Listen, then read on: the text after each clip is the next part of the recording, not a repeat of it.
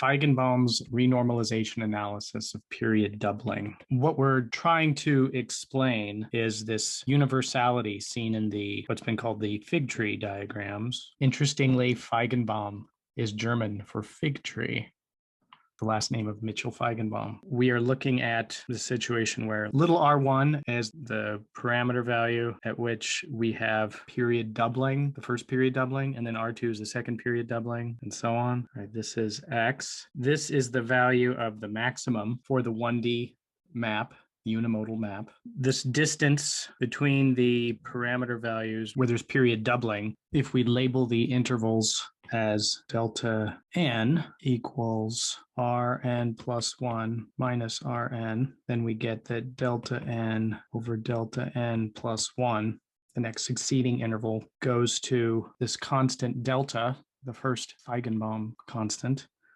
That's about 4.669 as n goes to infinity. We also spoke of a scaling in the x direction. When a branch intersects the maximum, we call that value capital R, in this case capital R1.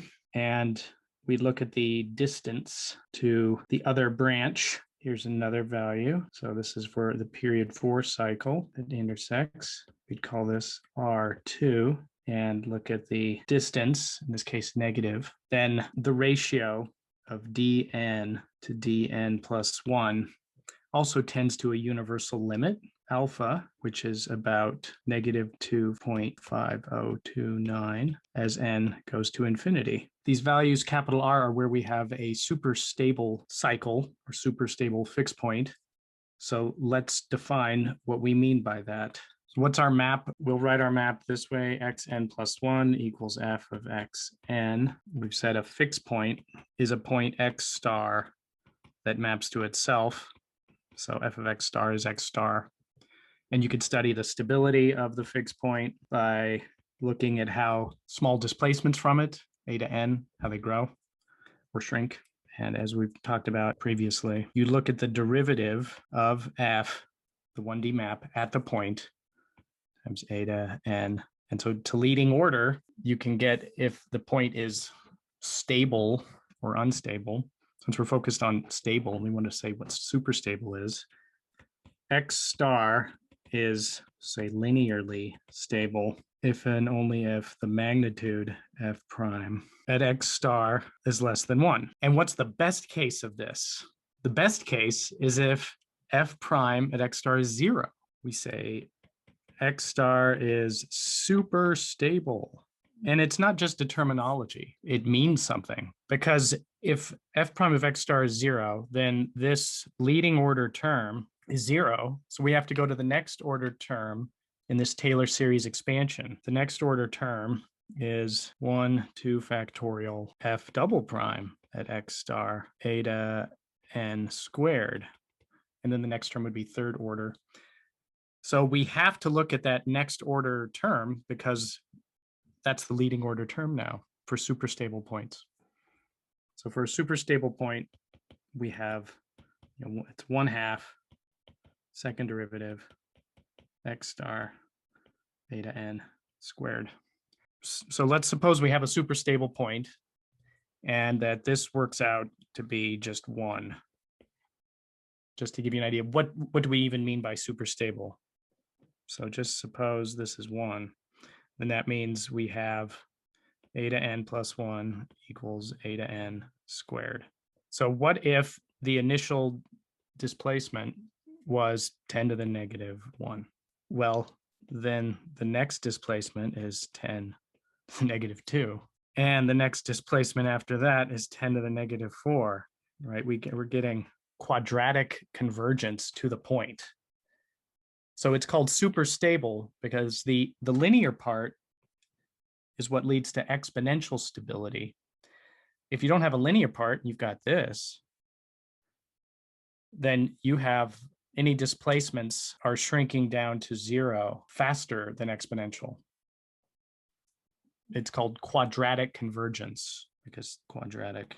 There's a well-known method to find the zeros of a function called the Newton iteration, and it has quadratic convergence. That's why it gets used quite a bit. So it will relatively quickly find a fixed point. So if you turn your problem into a zero finding problem where you can use Newton's method, you get quadratic convergence. So it's very good.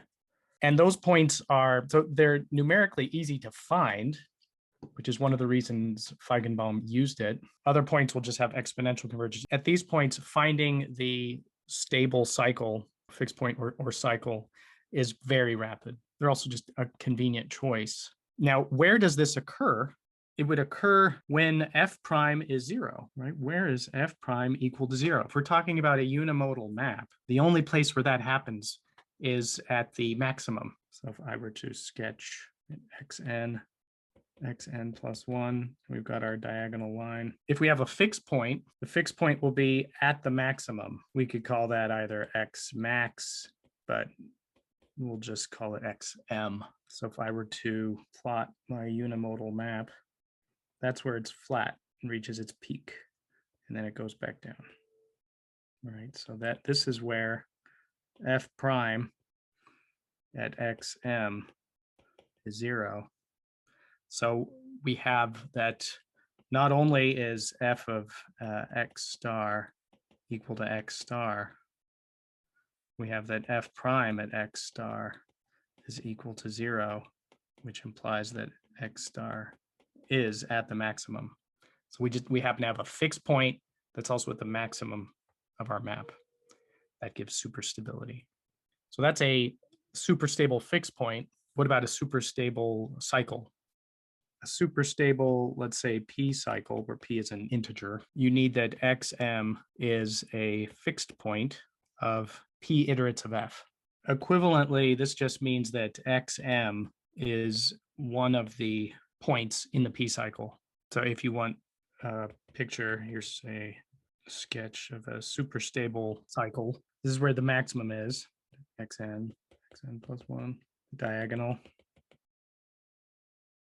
So we would have a point that's going like that. So one of the points in the p cycle, in this case, this is an example 2 cycle, a superstable 2 cycle, and xm is one of the points. So now we're going to go back to that fig tree and analyze things. On this fig tree, we're plotting x. This is the location of the maximum, right? We're not necessarily just thinking in terms of the logistic map. We're talking about unimodal maps. There's an xm. This point, let's let this go down to 0 here. This is the point of like the first bifurcation. We'll label this point as well, where there was a superstable fixed point, and we'll call the value of that r naught. I'm going to use terminology that we've mentioned before. Rn is a stable 2n cycle born, and capital Rn, this is where the 2n cycle is super stable. So that'll be where in this fig tree diagram, where the branch crosses xm. So at this point is R1, and this point is capital R1. This point is little r2, and then this point, capital R2. So that's where there's a superstable 4 cycle. R1 would be where there's a superstable 2 cycle, and so on. Right? We could keep on doing this. And you notice they're getting closer and closer. 3. You might be wondering, why does every 2 to the n cycle have a superstable cycle along its branch? And there's an intuitive way to try to understand it in terms of the eigenvalue or the multiplier.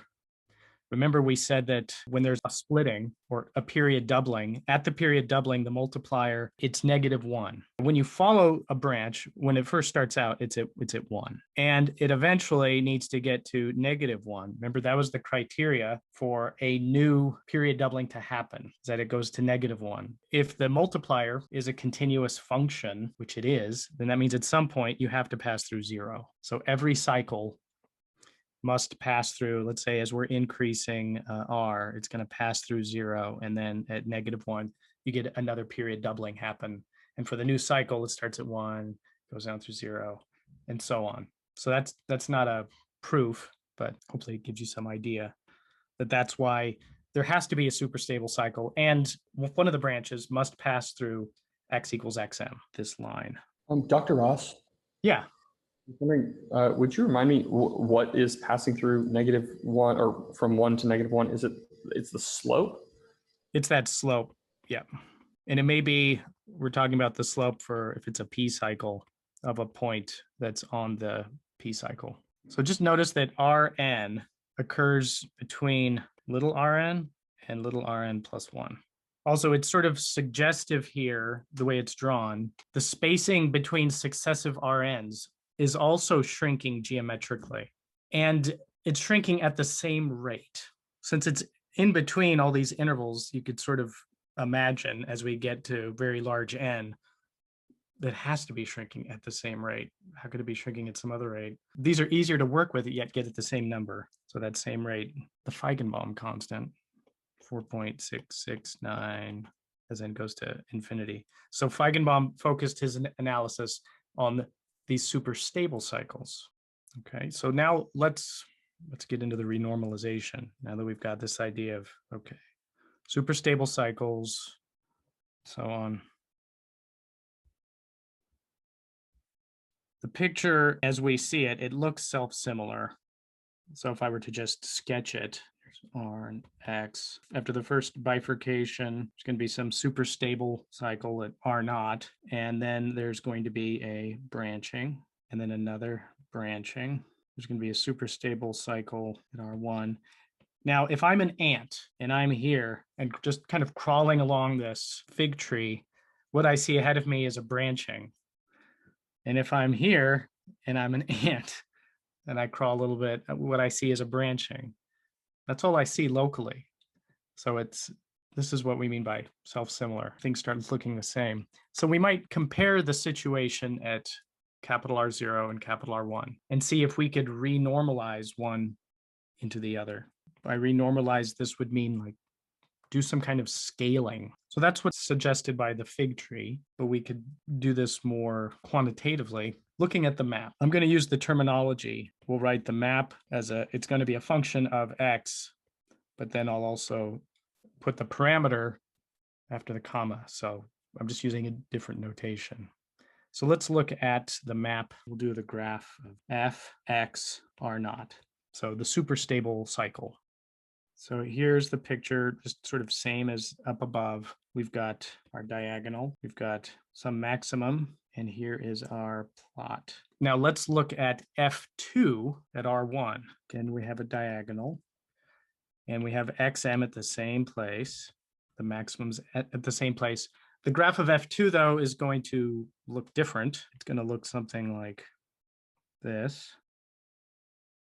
The bottom, the local minimum of the curve is intersecting the 45-degree line. Now let's blow up what's happening in a small square. If you start from, say, this corner, this other point where it intersects the 90-degree line, and then just make a box.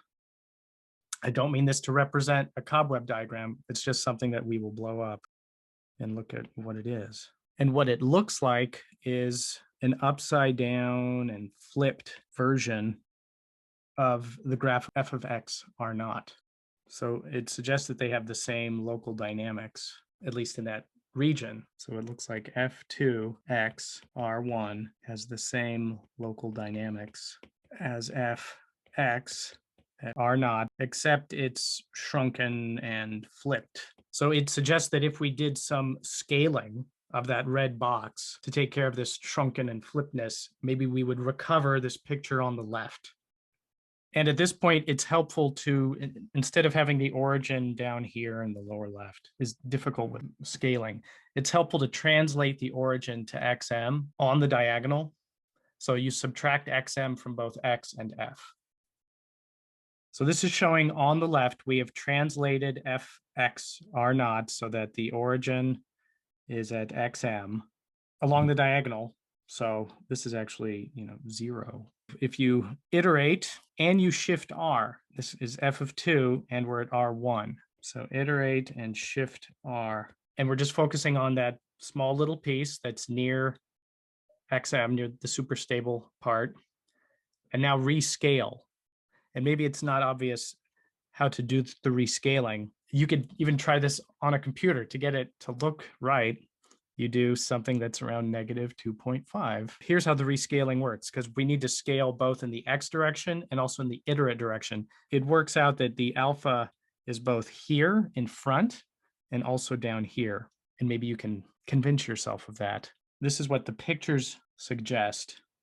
So the pictures suggest if we pick alpha correctly, then fx looks like alpha f squared x over alpha r1.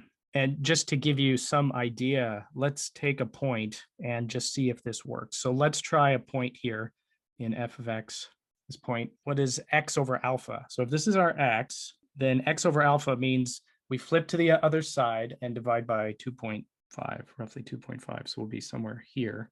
So here's x over alpha. But we're going to be evaluating that in this F2 map. So we're actually around here. So right, that's x over alpha. And now just look at what is F2, x over alpha at R1, and look at the size of that. Notice it's pointing up, but what was over here in f of x and R naught? We're actually there. It was a negative value. If I were to draw this as a red curve, maybe you can convince yourself that this red curve is actually equal to the green curve. So it equals alpha times the green curve. So it flips it and stretches it by 2.5. And you could try that for different points. And over here, we have the exact same thing. The pictures suggest that. You could numerically get some evidence for that if you wanted to try it. And then it makes you think, well, is there any reason to stop there? What if I now take this box here on the left and do the same thing, iterating? So do f to the fourth and look at R2, right? R2 would be the superstable 2 to the 2 cycle, superstable 4 cycle. So there's no reason to stop this.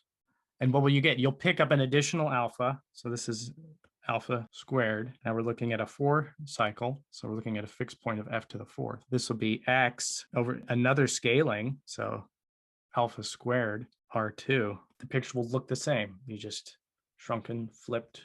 We're renormalizing. We're scaling appropriately. And it's looking like the dynamics near that point, near the maximum point, is the same. You can keep continuing this process. So let's say you renormalize n times, and then you'll get alpha to the n. This is f iterated 2 to the n times x alpha to the n Rn. This is pretty cool. It's looking the same. It's like we keep zooming in more and more on what's happening near xm. We're zooming in and like blowing it up just so n times. What Feigenbaum did is he took this limit as n goes to infinity and found this numerically, that if you take the limit as n goes to infinity of alpha n f 2 to the n x alpha n Rn, you actually converge to something. You converge to something if you pick alpha appropriately. And so this function he called G0x. This is with alpha picked appropriately. So that means picking the right scaling, negative 2.5029. This converges to a universal function with a superstable fixed point. What do I mean by universal? I mean universal in the sense that the limit is independent of f. So you could do this for the logistic map. You could do this for the sign map. You could do it for other maps, say something found from the Rossler system, the Rossler attractor and a map along it. So universal, and maybe I'll add a almost independent of f. You need an f that has a quadratic maximum, meaning locally it looks like x squared. If you have something that's locally x to the fourth, then you get some different universal function. We're talking about unimodal maps. That's what is meant by the almost. F must be unimodal with a quadratic maximum. And generically, that's what maxima are. They're quadratic. So you kind of have to try hard to get a quartic one. But that was a pretty amazing discovery that it didn't really matter what you started with as f. You get this universal function. And maybe we can see where this universality comes from. It has to do with what the dynamics look like right near xm, the maximum. It's quadratic. So that limiting function g0x, it's universal because it only depends on the behavior of f near xm, because that's all we were doing. We kept kind of zooming in, rotating, and blowing it up right near xm. So all other things related to f are lost. So global aspects of f are lost. The only thing that survives is the order of the maximum, meaning is it quadratic or quartic or sixth order? And you could get different universal functions. We were looking at, in this case, G naught was the universal function with a superstable fixed point. What if we wanted a universal function with a superstable two-cycle? Get something different. You could get different universal functions gi of x if you start with, instead of the superstable fixed point, if you start with f of x at ri. So this is something that has a superstable 2 to the I cycle. And so you'll get different things. Gix would be the limit as n goes to infinity, alpha to the n, f 2 to the n over x alpha to the n. You could keep following this. What if we look at I equals infinity? R equals R infinity is the most interesting, since then f x at R infinity is equal to alpha f squared x over alpha R infinity. So the parameter R doesn't change as we do the rescaling, do the renormalization, because R infinity plus 1 equals R infinity, right? The parameter R doesn't change. So Feigenbaum looked at this, in some sense, limit of the universal functions. So the limiting function g infinity of x, which is usually just called g of x, showing how important it is. It satisfies this relationship, recursive relationship, g of x equals alpha g squared x over alpha. We don't even have to keep a parameter anymore. So interestingly, looking at the universal function at the onset of chaos gives you this g. And from this relationship, we can actually begin to try to calculate this g. So this universal function has been, I think it's sometimes called the Feigenbaum function. So this is a recursive definition of g. It defines g in terms of g. It's also got alpha in it, and we could try to calculate g. This isn't enough to tell us what g is. We need some boundary conditions. So one of the boundary conditions just comes from g prime at 0, right? We're still saying the maximum is at 0. So here's a boundary condition is 0. So this just means the max is at 0. Because if you were just plot, let's say the logistic map at r equals r infinity, what do we have? You won't have anything too exciting looking. It'll just look like the logistic map. But okay, there. It's got a maximum. In fact, for the logistic map, the maximum is like at 1/2. So it just means, okay, it doesn't look like anything amazing. There's also G has a quadratic maximum. So these are some conditions. There's no unique scale. So we can choose the scale by setting the height of G at 0. This basically just sets the scale of X, and we'll set G of 0 is equal to 1. One thing you'll notice is that if G of X satisfies, this is called the functional equation. If G of X satisfies the functional equation, then so does, if we do some scaling mu, G x of mu, x over mu for any non-zero mu, that also satisfies it. So there's no unique scale. We're going to set the scale with this. So we've got this. G has a quadratic maximum. And then we could start trying to approximate this universal function with a Taylor series expansion. Just try something. Given all of this, this is what Feigenbaum did.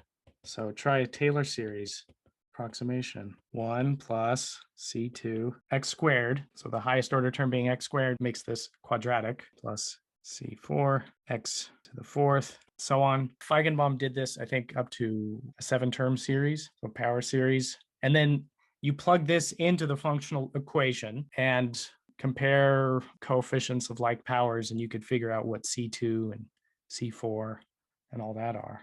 And what you find, or at least what he found, C2 is negative 1.527. C4 is 0.1048. There's another thing you could notice here. Let's evaluate this at 0. G of 0, but now do G of 0, alpha equals G of 0. So just evaluating the functional equation at 0, what do we get?